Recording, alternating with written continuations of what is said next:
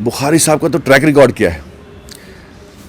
उनने ही भाजपा के साथ अलायंस किया, पीडीपी के साथ मिलकर 3 साल सरकार में थी। आर्टिकल 370 बीजेपी के एजेंडे में था पहले से, आज के टाइम का नहीं, वो अडवाणी और वाजपेयी जी के दौर से उनका एजेंडा था।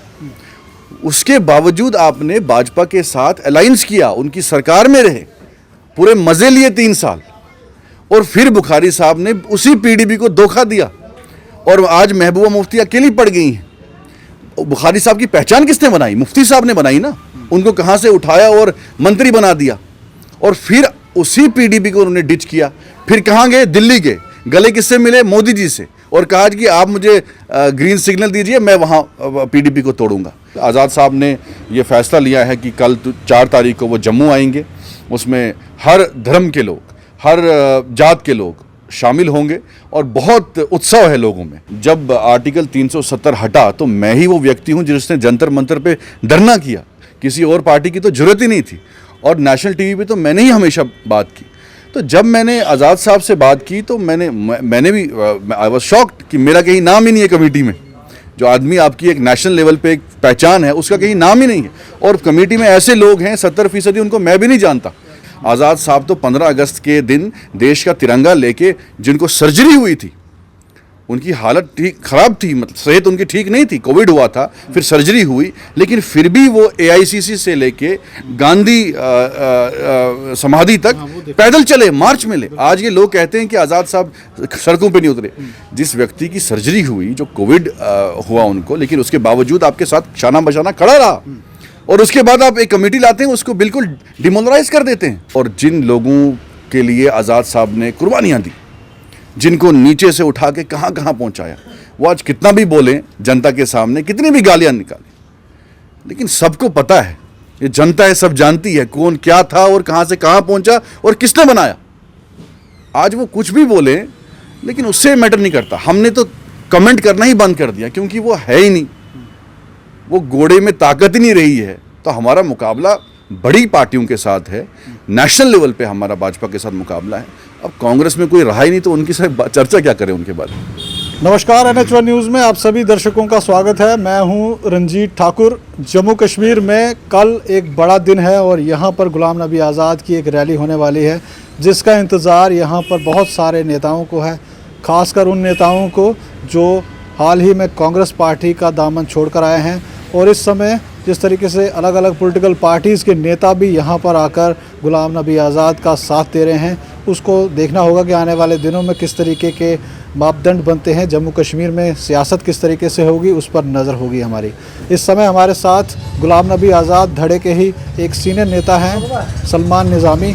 इनसे बात करेंगे कि किस तरीके से कल की रैली होने वाली है। सलमान जी, आप मुझे बताइए, जिस तरीके से बहुत सारे लोगों को इस समय इंतज़ार है, ख़ासकर गुलाम नबी आज़ाद की जो रैली होने वाली है, और उस रैली में वो क्या बोलने वाले हैं, हर एक लफ्ज़ का जो है लोगों को इंतज़ार है। किस तरीके से आप लोग इस समय प्रिपेयर कर रहे हैं उसको? देखिए, जो फैसला आज़ाद साहब ने लिया कांग्रेस का दामन छोड़ने का, उस वक्त मैं भी वहाँ मौजूद था, और जिस तरीके से पूरे देश में कांग्रेस जो है पिछले 8 सालों में करीबन 30 रियासतें जो है वो हार चुकी है, और हाल ही में आपने पंजाब देखा, उसके बाद जम्मू कश्मीर में जो फैसला लिया गया। गुलाम नबी आज़ाद साहब इतने कद्दावर लीडर हैं और उनको उस कमेटी में रखा गया, जिस कमेटी का चेयरमैन जो है उसको हाल सिर्फ 1-2 साल हुए हैं पार्टी में आए हुए, तो उनका मेंबर बनाया है। तो ये कहा गया कि आप इनके अंडर काम करें। तो इतनी ह्यूमिलेशन उनको बर्दाश्त नहीं हुई, और उन्होंने कहा कि कांग्रेस ने जो कमेटी बनाई है, तो फिर आरोप जो है मुझ पे लगेंगे कि आप हार गए। तो आज़ाद साहब चेयरमैन थे कमेटी के और मेंबर थे दूसरी कमेटी के। तो उन्होंने ठान लिया है कि अब हम जम्मू कश्मीर नहीं सिर्फ, बल्कि पूरे देश में जो है, जिस तरीके से ममता बनर्जी फाइट कर रही है बीजेपी को, समाजवादी फाइट कर रही है, जो रीजनल पार्टीज़ हैं, वैसे ही हम भी इमर्ज होंगे और सेकुलर विचारधारा पे जो भी यकीन रखते हैं उनको हम जोड़ने का काम करेंगे। जहाँ रहा प्रोग्राम का सवाल, आज़ाद साहब ने ये फैसला लिया है कि कल 4 तारीख को वो जम्मू आएंगे। उसमें हर धर्म के लोग, हर जात के लोग शामिल होंगे और बहुत उत्सव है लोगों में। मुझे तो बहुत टेलीफोन आए, कुछ लोग जुड़ना चाहते हैं, लेकिन अभी हमारी पार्टी लॉन्च भी नहीं हुई है, कोई सिंबल डिसाइड भी नहीं हुआ है, टिप्पणियां की जाती हैं ये अब उनके साथ जुड़ेंगे। वो आज़ाद साहब ने क्लियर कहा कि अभी हमारा रोड मैप ही नहीं हुआ है, अभी हम जो लोग थे वहाँ उनको भी पता नहीं है कि आगे करना क्या है, क्योंकि जल्दबाजी में ये हुआ। लेकिन हम चाहते हैं कि सभी लोग जुड़े हमारे साथ जो सेकुलर विचारधारा के हैं, और कल हमारा प्रोग्राम जो है वो जलसा जो होगा कामयाब होगा, बहुत लोग होंगे। हमने किसी को इन्विटेशन तक भी नहीं अभी ऑफिशियली दिया है, लेकिन लोगों के इतने मैसेज आ रहे हैं कि हम जुड़ रहे हैं, आज़ाद साहब कब आ रहे हैं, एयरपोर्ट पे स्वागत करेंगे इंशाल्लाह। आज़ाद साहब जो हैं न सिर्फ जम्मू कश्मीर के उन्होंने वकालत की, पूरे देश के, चाहे हिंदू हो मुसलमान हो, उनकी बात रखी पार्लियामेंट में, एज ए यूनियन मिनिस्टर उन्होंने बात की। इसीलिए हमारे प्रधानमंत्री जी ने उनकी सराहना की, उनको सलूट पेश किया पार्लियामेंट में, क्योंकि जो मेडल है, जो रिवॉर्ड है, उसी ऑफिसर को मिलता है जिसने कुर्बानियां दी होती है। आज़ाद साहब का ट्रैक रिकॉर्ड आपको मालूम है। कहीं ना कहीं आपको लगता है कि कांग्रेस पार्टी का बचाव आप भी काफ़ी लंबे सालों से, हमने आपको नेशनल डिबेट्स में देखा है, बहुत बेबाकी से आप करते हैं और अपने अल्फाज के लिए आपको जाना जाता है, मगर कहीं ना कहीं कांग्रेस पार्टी जो थी वो चूक गई गुलाम नबी आज़ाद को पहचानने में, या ये डेलिब्रेट अटेम्प्ट था? अब आपने खुद बोला, आप तो मुझे बहुत सालों से जानते हैं, जब मैं पत्रकार भी था, फिर राजनीति में आया, तो मेरे बगैर जो यंग फेसेस थे कांग्रेस के जम्मू कश्मीर में, नेशनल लेवल पे तो किसी ने लड़ा ही नहीं। जब आर्टिकल 370 हटा तो मैं ही वो व्यक्ति हूँ जिसने जंतर मंतर पे धरना किया, किसी और पार्टी की तो जरूरत ही नहीं थी, और नेशनल टीवी पे तो मैंने ही हमेशा बात की। तो जब मैंने आज़ाद साहब से बात की तो मैंने भी आई वॉज शॉक्ड कि मेरा कहीं नाम ही नहीं है कमेटी में। जो आदमी आपकी एक नेशनल लेवल पे एक पहचान है, उसका कहीं नाम ही नहीं है, और कमेटी में ऐसे लोग हैं 70% उनको मैं भी नहीं जानता, यहाँ जम्मू कश्मीर के लोग भी नहीं जानते। तो आज़ाद साहब का मैंने जब सुना कि आज़ाद साहब को ही इंपॉर्टेंस नहीं दी गई है, उनको पूछा ही नहीं गया है, कमेटी बनाई गई है, तो इतनी ह्यूमिलेशन क्या है? जब पार्टी को कदर ही नहीं है, जब पार्टी उन लोगों को अहमियत नहीं दे रही है जो लोग चेहरे हैं। आज़ाद साहब जम्मू कश्मीर के मुख्यमंत्री रहे हैं, आपको जीरो से कहाँ पहुँचा दिया, सरकार बनाई कांग्रेस की, आप उसको पूछेंगे नहीं कि हमने क्या फैसला लेना है, इलेक्शन सर पे हैं, तो इतने नॉन सीरियस लोगों से के साथ काम कौन करेगा? तो सलमान जी, आप मुझे बताइए कि किस तरीके से आप लोगों का अब रोड मैप लग रहा है, क्योंकि आप गुलाम नबी आज़ाद के साथ हमेशा ही शाना बशाना रहते हैं, और कहीं ना कहीं जिस तरीके से यहाँ के लीडर्स के जो बयान जो आपके इस समय आपके साथ जुड़े हुए हैं, वो गुलाम नबी आज़ाद को आने वाले दिनों में जम्मू कश्मीर का चीफ मिनिस्टर देखना चाहते हैं, मगर हमने एक भी बयान ऐसा नहीं देखा जहां गुलाम नबी आज़ाद साहब ने बोला हो कि मैं चीफ मिनिस्टर होऊंगा। वो हमेशा नेशनल लेवल की पार्टी की बात कर रहे हैं, तो क्या है वो नेशनल? देखिए, नेशनल लेवल काफ़ी कांग्रेस में भी ऐसे हमारे लीडर थे, काफ़ी कद्दावर लीडर थे जो नाराज़ थे, खुल के सामने भी आए, चिट्ठियाँ भी लिखी, कुछ अभी MPs हैं उनकी टर्म ख़त्म होने वाली है, तो उसमें काफ़ी छोड़ के भी चले गए। अभी मुझे भी ऐसे काफ़ी टेलीफोन आए जो मेरे साथी रहे हैं, जो कुलीग्स रहे हैं, वो दूसरी पार्टियों में चले गए, तो उन्होंने मुझे कहा कि आज़ाद साहब को अगर अपनी पार्टी बनानी थी तो हम वो स्टेप नहीं लेते। तो ऐसे बहुत दुखी लोग हैं कांग्रेस में। आने वाले वक्त में आप देखेंगे कि जब हमारी पार्टी लॉन्च होगी नेशनल लेवल पे, कौन कौन से लोग जुड़ेंगे जम्मू कश्मीर से भी और नेशनल लेवल पे भी, क्योंकि जिस तरीके से कांग्रेस ने पूरे देश में एक धरना आपने दे दिया, डिटेन हो गए 4 घंटे के लिए, उससे आप भाजपा को नहीं हरा सकते। ठीक है, आप लड़िए, संघर्ष तो हर एक कर रहा है। आज़ाद साहब तो 15 अगस्त के दिन देश का तिरंगा लेके, जिनको सर्जरी हुई थी, उनकी हालत ठीक खराब थी, मतलब सेहत उनकी ठीक नहीं थी, कोविड हुआ था, फिर सर्जरी हुई, लेकिन फिर भी वो AICC से लेके गांधी समाधि तक पैदल चले, मार्च में ले। आज ये लोग कहते हैं कि आज़ाद साहब सड़कों पे नहीं उतरे।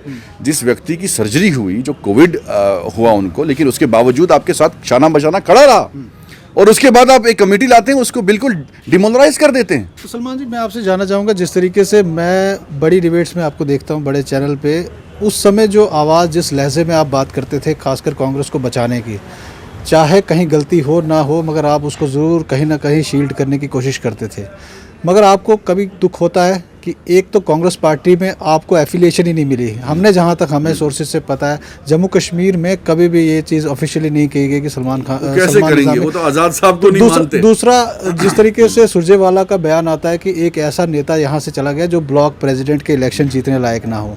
बुखारी साहब का बयान यहाँ से आ रहा है कि धारा 370 हटाने में सबसे बड़ा हाथ जो है वो गुलाम नबी आज़ाद का। तो इस तरीके की छीटाकशी। देखिए, बुखारी साहब तो, देखिए मैं आपको बताऊँ रंजीत जी, आप काफ़ी सालों में रहे इस जर्नलिज्म में, बुखारी साहब का तो ट्रैक रिकॉर्ड क्या है। उनने ही भाजपा के साथ अलायंस किया, PDP के साथ मिलकर, 3 साल सरकार में थी। आर्टिकल 370 बीजेपी के एजेंडे में था पहले से। आज के टाइम का नहीं, वो अडवाणी और वाजपेयी जी के दौर से उनका एजेंडा था। उसके बावजूद आपने भाजपा के साथ अलायंस किया, उनकी सरकार में रहे, पूरे मजे लिए 3 साल, और फिर बुखारी साहब ने उसी पीडीपी को धोखा दिया और आज महबूबा मुफ्ती अकेली पड़ गई हैं। बुखारी साहब की पहचान किसने बनाई? मुफ्ती साहब ने बनाई ना।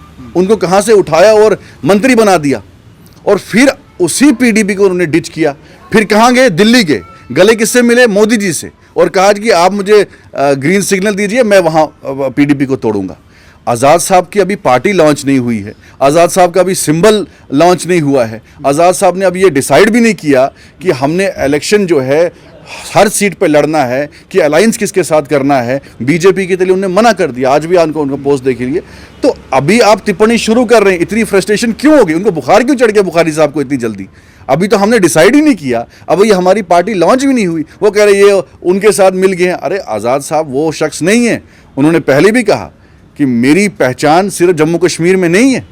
उनको अवार्ड सिर्फ बीजेपी की सरकार ने नहीं दिया, उनको अवार्ड बांग्लादेश की सरकार ने दिया, उनको अमेरिका ने अवार्ड दिया उनके कारकर्दगी की वजह से। जम्मू कश्मीर में अल्ताफ बुखारी को पूछो, 3 साल में आप मंत्री रहे, क्या काम किया जम्मू कश्मीर की आवाम के लिए? आज़ाद साहब चीफ मिनिस्टर रहे 2.5 साल में, कितने काम किए? छोड़ दीजिए बीजेपी, पीडीपी, एनसी, कोई भी पार्टी लाइए, 75 सालों में आज़ाद साहब ने 2.5 साल में जो काम किए ना, वो उनकी पीढ़ियों तक याद रहेंगे। और वही जो छूट गए हैं हमें काम, उस वक्त यही बुखारी साहब पीडीपी के साथ थे, धोखा दिया आज़ाद साहब को, नहीं तो आज़ाद साहब ने वो अधूरे काम जो हैं वो भी पूरे किए होते। जो लोग अक्सर अभी जहाँ तक इन्फॉर्मेशन है 60-70% तो आप लोगों ने जो कांग्रेस के वर्कर्स हैं अपने साथ मिला लिए हैं, कुछ अभी भी हेजिटेट कर रहे हैं कि आए ना आए। हेजिटेट क्यों करेंगे? देखिए, जो बड़े चेहरे थे कुछ को हम लेना ही नहीं चाहते, समझ गए। कुछ ऐसे लोग हैं जो आना भी चाहते हैं लेकिन हम लेना नहीं चाहते, क्योंकि वो उनका ट्रैक रिकॉर्ड हमने देखा। और जिन लोगों के लिए आज़ाद साहब ने कुर्बानियाँ दी, जिनको नीचे से उठा के कहाँ कहाँ पहुँचाया, वो आज कितना भी बोलें जनता के सामने, कितनी भी गालियाँ निकालें, लेकिन सबको पता है, ये जनता है, सब जानती है कौन क्या था और कहाँ से कहाँ पहुँचा और किसने बनाया। आज वो कुछ भी बोले लेकिन उससे मैटर नहीं करता। हमने तो कमेंट करना ही बंद कर दिया, क्योंकि वो है ही नहीं, वो घोड़े में ताकत ही नहीं रही है। तो हमारा मुकाबला बड़ी पार्टियों के साथ है, नेशनल लेवल पे हमारा भाजपा के साथ मुकाबला है। अब कांग्रेस में कोई रहा ही नहीं तो उनकी साथ चर्चा क्या करें उनके बारे में। मेरा लास्ट क्वेश्चन रहेगा ब्रीफ में कि कल का जो जलसा होने वाला है उसको लेकर आम जनता के लिए क्या मैसेज रहेगा आपका, और दूसरा किस तरीके से आप देखेंगे कि जब यहाँ पर नेता अलग अलग पॉलिटिकल पार्टी छोड़कर आते हैं तो यहाँ पे मापदंड किस तरीके से होगा सीनियरिटी लेवल पर? जिस तरीके से बड़े बड़े सीनियर नेता भी आपके साथ जुड़ रहे हैं, तो सबको अकोमोडेट करना है। अभी हमारे दरवाजे सबके लिए खुले, अभी हमारी ना मेंबरशिप ड्राइव शुरू हुई है, अभी ना हमने किसी की वेरिफिकेशन की है, अभी हमारी पार्टी लॉन्च ही नहीं हुई ना। हमें जो लोग वहाँ थे जिन्होंने फैसला लिया, उनको पता है कि हमारा झंडा किस रंग का होगा, हमारा सिंबल क्या होगा, क्योंकि टाइम नहीं मिला आज़ाद साहब को इस पे बैठने के लिए। बड़े जो पार्टी के लीडर हैं वो दिल्ली में बैठेंगे, फिर डिसाइड करेंगे। तो अभी आज़ाद साहब से कोई भी मिल सकता है, किसी भी पार्टी का लीडर मिल सकता है। जब हमारी पार्टी लॉन्च होगी फिर हम कमिटीज़ बनाएंगे, फिर हम मेंबर्स बनाएंगे, और फिर अभी तो हम नहीं कह सकते। अभी कोई भी फ़ोटो खींचता है, अभी कुछ लोग नाराज़ भी हो जाते हैं, अरे ये तो उसके साथ था, ये कैसे? क्योंकि आज़ाद साहब के दरवाजे हमेशा जनता के लिए खुले रहे। उन्होंने कभी नहीं देखा कि कोई किस धर्म का है, किस जात का है। एज सीएम भी वो, उनके दरवाजे हमेशा पब्लिक दरबार लगते थे रेजिडेंसी रोड जम्मू में, जब उनका ऑफिस था एज सीएम, तो उनके पास कोई भी आता था। आज भी उनके दरवाजे, कोई दिल्ली जा रहा है मिलने के लिए, कोई जम्मू आना चाहते हैं, तो हमने कहा एवरीबडी इज़ वेलकम। कोई किसी धर्म जात का हो, कोई कांग्रेस का हो, कोई बीजेपी का हो, कोई किसी, जो आज़ाद साहब को मानते हैं, चाहते हैं, बियॉन्ड पार्टी लाइंस। फिर हमारी जब पार्टी बनेगी उस वक्त निर्णय लिया जाएगा किस आदमी को किस प्लेस पे रखना चाहिए, किसको ज्वाइन करवाना चाहिए। अभी तो ज्वाइनिंग किसी की हुई नहीं, जो हम लोग हैं वही हैं, और उसमें आहिस्ता आहिस्ता जो लोग जुड़ना चाहेंगे, जब पार्टी बनेगी तब आगे निर्णय लिया जाएगा कि क्या करना है। बहुत शुक्रिया। Thank you. तो ये थे हमारे साथ आज़ाद ग्रुप के सीनियर नेता और अपनी आवाज़ के लिए बेबाकी से जवाब देने वाले सलमान निज़ामी, और इनसे बात हो रही थी कि कल जो रैली होने वाली है उस पर किस तरीके से इनकी नज़र रहेगी। इनका कहना है कि हिस्टोरिकल रैली होगी जिसमें अलग अलग पॉलिटिकल पार्टीज़ के नेता जो हैं वो भी ज्वाइन हो रहे हैं। अब देखना होगा कि आने वाले दिनों में गुलाम नबी आज़ाद की जो पॉलिटिकल पार्टी है जब ये लॉन्च होती है तो जम्मू कश्मीर की सियासत में कितना ये जो है कितना पैनापन लाती है, कितना चैलेंज रहता है अलग अलग पॉलिटिकल पार्टीज़ के लिए, ये देखने को मिलेगा। आप जुड़े रहें NH1 न्यूज़ के साथ।